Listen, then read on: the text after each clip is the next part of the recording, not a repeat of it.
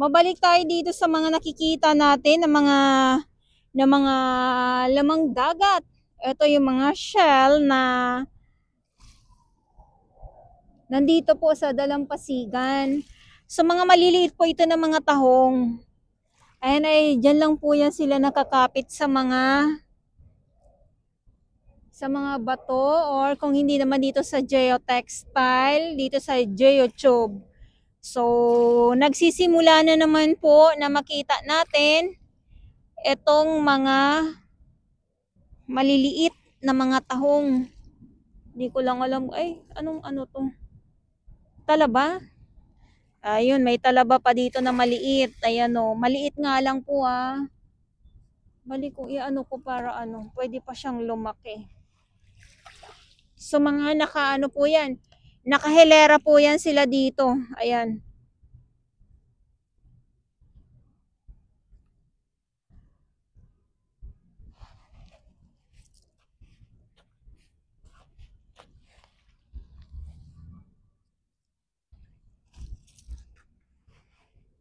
Nakahilera sila dito. Ayan. Kita nyo po ba? Ayan.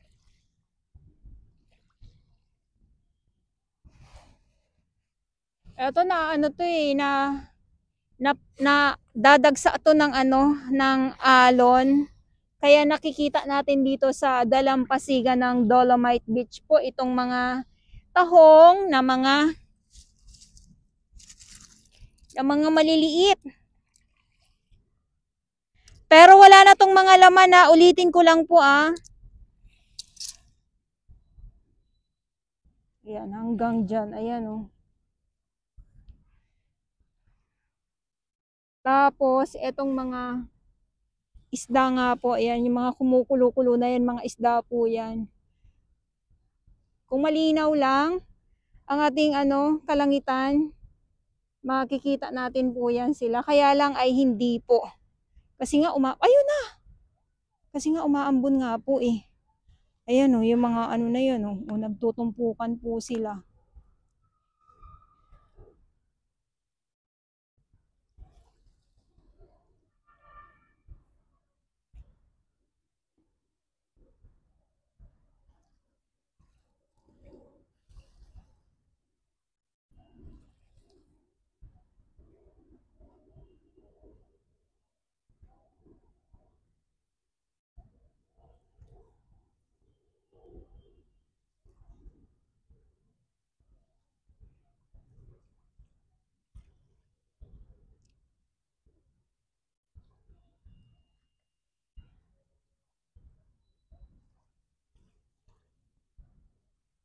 Parang yung iba dito, yung sobrang maliliit.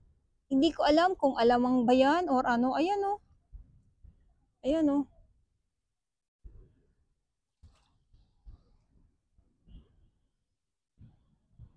O, kita nyo po ba yun?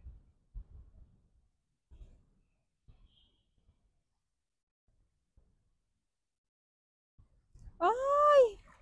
Hindi ko nakuhanan.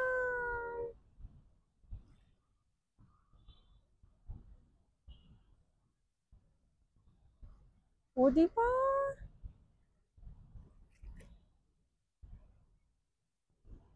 Pag dinakma sila ng malalaking isda, ayan sila, nabubulabog sila. Ay, maliliit nga oh.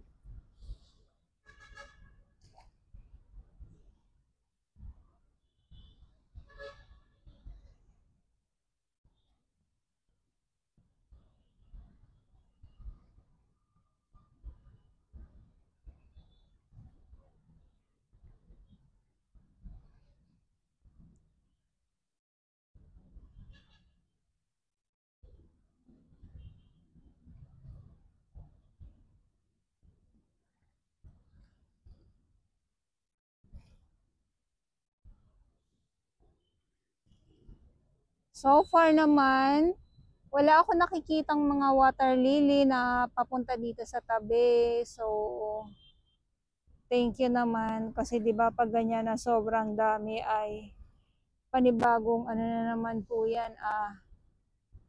Pagtutuunan ng ating mga warriors sa araw-araw na naman ang kanilang trabaho.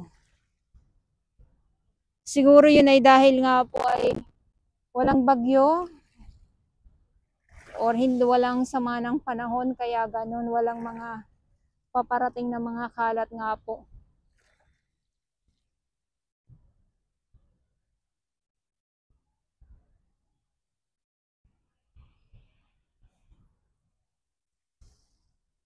Ooh!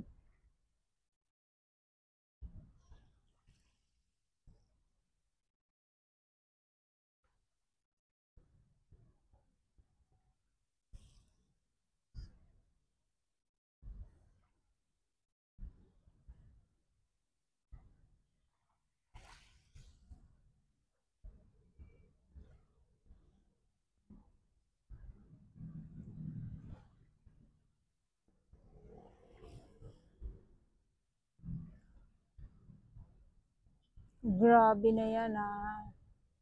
Grabe na yung pagdagsa nitong mga isda na naman dito.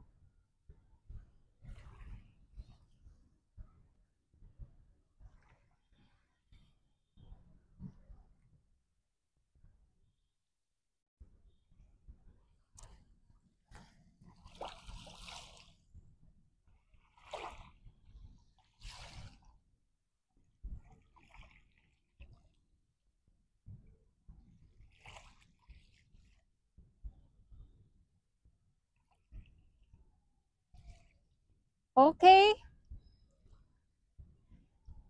Ito yung update natin ngayon dito sa Manila Bay Dolomite Beach. Napakaliwanag ng ating dagat kahit na meron po tayo nakikitang mga iilan ng mga kalat. At yung sunset na inaabangan din po ng karamihan dito sa loob ng Dolomite Beach. At itong mga katahungan na mga maliliit ay naglilipana na naman. So wala po itong mga laman. Oops! Walang mga laman po itong mga tahong na mga maliliit na nandito sa dalampasigan po. Kasi kumakapit lang naman po yan dito sa sa geotextile po eh. Kaya pag once na malakas ang alon, dinagsa, ay basa na ako. Dinagsa dito, so makikita natin yan sa dalampasigan. Eh, nagkalat na naman sila dito.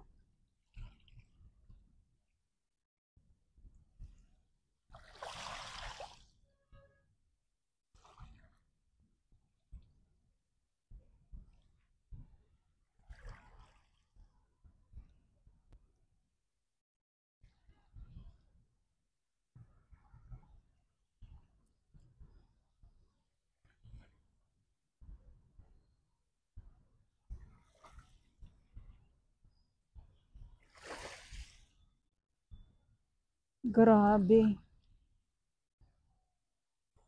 Tahong, batotoy, halaan. Eh yung Tapos may isa pang shell na yung medyo mahaba. So yun yung dumadagsa din dito sa Dolomite Beach po. Dito sa dalampasigan ng Dolomite Beach.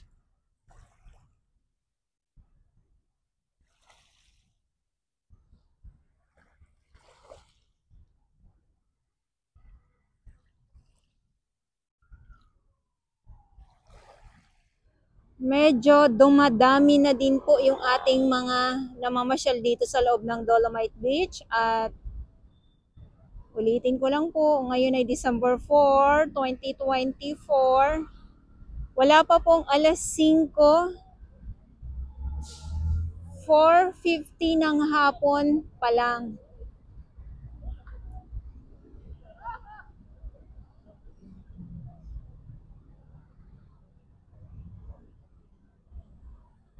Yung iba nandito. So, dito muna tayo. Kasi yung iba ay tamang nakaupo lang sila.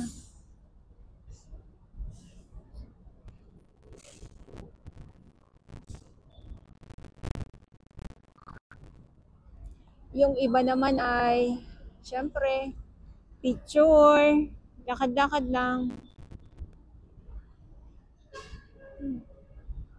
At ayan na, si sunset nga po, natabunan na po. Kanina ay nakita na natin siya.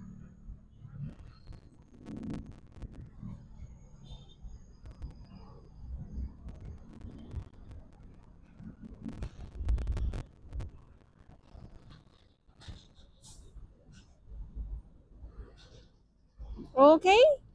So, ito yung update natin. Magandang hapon po sa inyong lahat. Manila Bay, Dolomite Beach po tayo. At sa mga baguhan, yes, welcome sa channel ni Ms. Jolani Dora Pels. Mali niyo po ako ng buong buo. Yun ay hindi galing sa ilong ng mga isiha. Garo sa buwan.